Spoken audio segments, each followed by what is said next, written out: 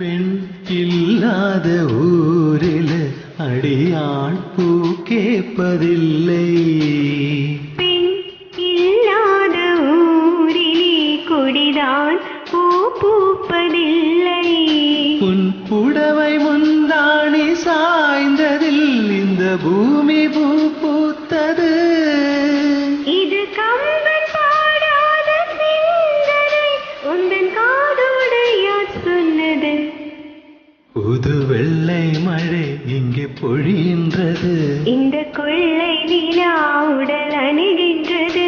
இங்கு சொல்லாத இடங்கூட குளிர்கின்றது.